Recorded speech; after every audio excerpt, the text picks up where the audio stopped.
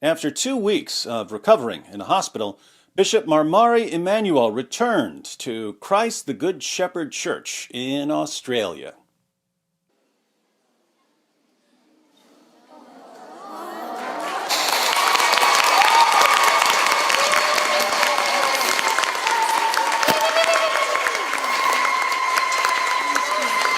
The bishop had some strong words for the young jihadi who stabbed him repeatedly with a knife. This young man who did this act almost 2 weeks ago, I say to you, my dear, you are my son, and you will always be my son. Strong words. I will always pray for you. I'll always wish you nothing but the best. I pray that my Lord and Savior, Jesus Christ of Nazareth, to enlighten your heart, enlighten your soul, your entire being. Very strong words. There is only one God who art in heaven, the creator of all mankind and everything else that is visible and invisible. And I say with absolute love, confidence, and humility, that God is Jesus Christ of Nazareth. Some of the strongest words you've ever heard. I'll always pray for you and for whoever was behind this act. In the name of my Jesus, I forgive you, I love you, and I will always pray for you. If the bishop's words were in a strongman competition, they would crush Eddie Hall and Brian Shaw and the Mountain combined.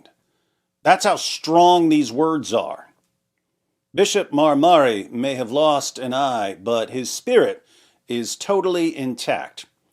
Of course, when news of the attack broke 2 weeks ago, many people rushed to Twitter to blame the Jews. Andrew Tate, for instance, along with many of his followers, the Tater Tots, insisted that Bishop Marmari was stabbed for being an anti-Zionist preacher.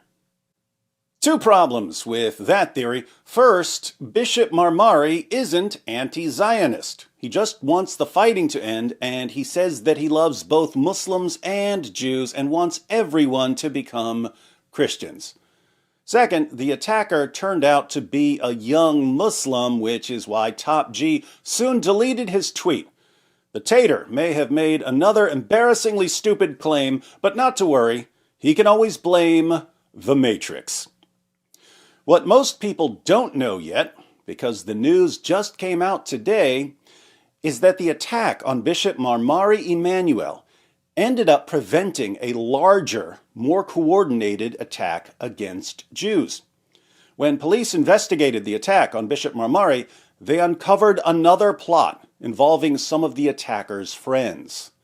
The Associated Press reports, 4 teenagers plotted to buy guns and attack Jewish people days after a bishop was stabbed in a Sydney church, according to police documents cited in news reports on Monday. 5 teens, aged 14 to 17, were charged in a Sydney court on Thursday last week with a range of offenses, including conspiring to engage in or planning a terrorist act. Police alleged they all adhered to a religiously motivated, violent extremist ideology. I wonder what that ideology is. Sadly, the Associated Press never mentions the religion of the teenagers involved in this plot. We can only conclude that all the teens are Mormons. Police alleged they all adhered to a religiously motivated, violent extremist mystery ideology that can't be named, and were part of a network that included a 16-year-old boy charged with stabbing Assyrian Orthodox Bishop Marmari Emmanuel on April 15th as a church service was being streamed online. According to a police fact sheet tendered to the Sydney Children's Court, 2 of the defendants charged last week discussed buying guns on April 19th, the same day the bishop's alleged attacker was charged, News Corp Australia newspapers reported. What were the guns for? Hunting koalas? Poaching crocodiles? Let's find out. Gun ownership is heavily restricted in Australia under tough national laws, but there is a black market for firearms in Sydney. Can't blame the authorities for restricting guns, since Australia, as everyone knows, is entirely peopled with criminals.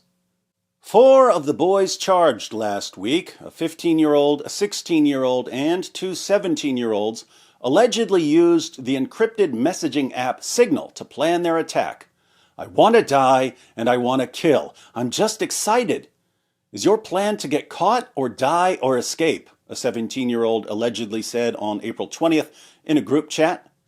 The 16-year-old allegedly responded, "We're going to be planning for a while. We prefer to escape, but whatever happens, it's the qadr, predetermination, of Allah," the newspapers reported.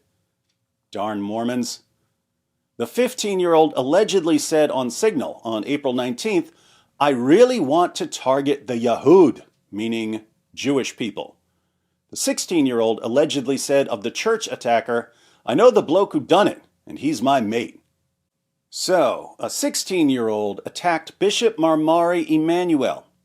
Police then searched the teen's devices and found the other teens who were plotting a more organized attack against Jews. Bishop Marmari lost an eye, but ended up saving who knows how many Jews. On a related note, have you noticed how many Muslim teenagers are getting caught plotting terrorist attacks? I wonder if it's connected to all the Dawah guys telling young Muslims that the concept of martyrdom in Islam gives them an advantage over the Jews. For instance, here's Muhammad Hijab speaking to a crowd of young Muslims about Jews. But then the question is, if your belief is one which encourages preservation of life at all costs, and our religion is not that like that, and yes, preservation of life is important, but preservation of religion is more important, and there's a concept of martyrdom, then I would consider that to be an advantage, frankly. People who seek martyrdom have an advantage over people who seek to preserve life. Then I would consider that to be an advantage, frankly. Because as Robert Greene said, the one who's willing to commit suicide has the initiative. Now, I'm not saying commit suicide. Anyone, this how we got him here. I'm not talking about suicide mission here, bro. I'm just saying figuratively, the one who's willing to take it further. Calm down. He only means figurative suicide and figurative martyrdom. Unfortunately, that's where the footage abruptly cuts off. I guess we'll never know what Muhammad Hijab went on to say in his message to Jews, which you can watch on YouTube. Who knows how many young Muslims were encouraged by Hijab's video to seek figurative martyrdom against Jews in order to show the Jews that Muslims are willing to go further with their figurative suicide missions. Speaking of suicide missions, the government of Australia is willing to go even further than the young Muslims. The Australian government is committing cultural suicide on a scale that's only surpassed by the West in general. But whatever else happens as Australia seeks cultural martyrdom, one bishop upset a young Muslim so much that the young Muslim became desperate and enraged and jumped the gun and accidentally exposed the plans of other young Muslims, saving countless Jewish lives. I've never met Bishop Marmari Emmanuel, but based on his videos, I suspect he'd gladly sacrifice an eye to save the lives of some Jews, or the lives of some Christians, or the lives of some Muslims. Remember, those young Muslims were seeking martyrdom. By getting caught following the failed attack on Bishop Marmari, their lives were saved too. Love never fails. No, it doesn't.